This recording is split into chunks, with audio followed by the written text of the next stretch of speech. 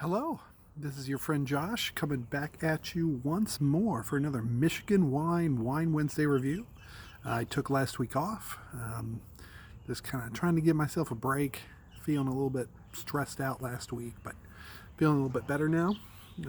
Give myself another haircut that turned out much better. My scar on my eyes looking good, so I'm back and I'm ready to roll. Start out with a little bit of sad news, though. You might see I'm wearing another wussy shirt this time. My favorite band. Sadly, their pedal steel guitar player John Earhart passed away 2 weeks ago now, I think. The cause of death was not released to the general public, but he is greatly missed by all fans of the band, his bandmates, everyone he played with. He was also a member of Chuck Cleaver's previous band, the Ass Ponies.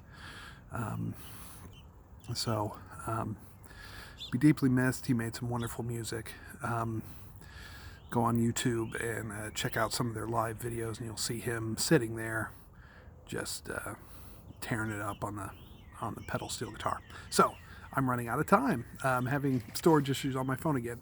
So let's get on with the review now. This week we have sparkling wine. This is Bel Lago's Auxerrois. I'm never sure if I'm pronouncing that right. Brut. It's a sparkling wine. Bel Lago is one of my favorite wineries. They're well known for their Pinot Noirs, especially single vineyard ones are maybe the best Pinot Noir coming out of northern Michigan. Also known for being one of the few vineyards that plants this grape variety, Auxerrois. It is a sibling wine to Chardonnay. It shares the same parents. It's most associated with Alsace in eastern France, where it's blended into Pinot Blanc blends, which in Alsace can be a mixture of a wide variety of grapes, including Pinot Blanc and Auxerrois. It's one of the most common grapes in that. And it's also used in sparkling wines from Alsace, the Clément d'Alsace. Give my high school French a workout here tonight. So, without further ado, let's go. This wine is from the Leelanau Peninsula, where Bel Lago is.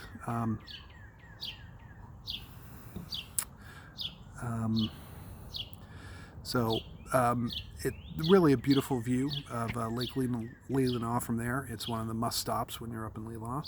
So my time's almost half up, so I better get cracking here. I paid $22 for this bottle.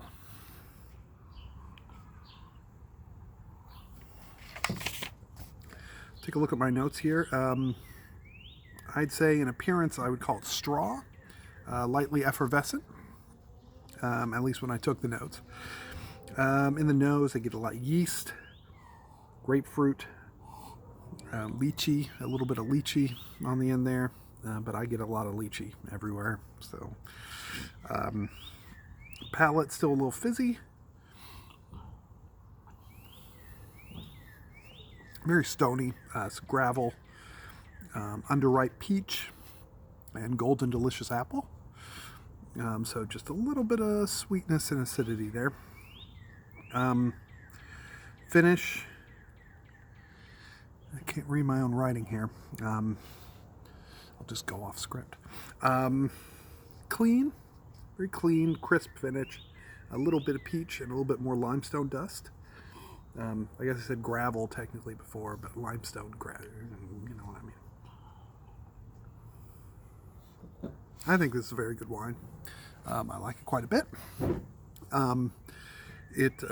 Auxerrois, it's only grown by a handful, like maybe 4 or 5 vineyards in Michigan. I think one of the reasons it's not more widely grown is that it's very similar to Chardonnay. It certainly tastes similar to Chardonnay. It's a little bit, I'd say this one's a little bit drier, but Chardonnay has kind of a wide spectrum it can embrace. Well, I'm glad they're growing this grape here. As a fan of wines from Alsace and a fan of obscure things, including obscure grape varieties, this one is less obscure than others, but still relatively obscure, at least for us in the U.S. So, at $22, I think this is a great price for an easy drinking sparkling wine like this. You know, I love Goldfish, and it's a charming label, but my only critique would be to shift up the label. I like flashy labels, but this is just a little, I don't know, you don't know what you're getting. You don't want to think of, you know, carp, Goldfish when you're drinking wine. That doesn't translate to me into a good flavor memory. So I've never eaten a Goldfish, so I don't know. Maybe it's delicious. You see it in the movies and stuff. Anyway, so I am going to give this wine a recommendation. Oh, this is the 2017 vintage as well. I'm going to give this a recommendation.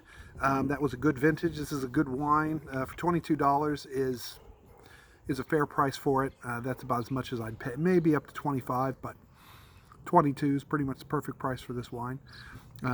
If you see it and you like dry sparkling wine, get it. All right, thanks. Peace out. Stay healthy and happy. Bye-bye.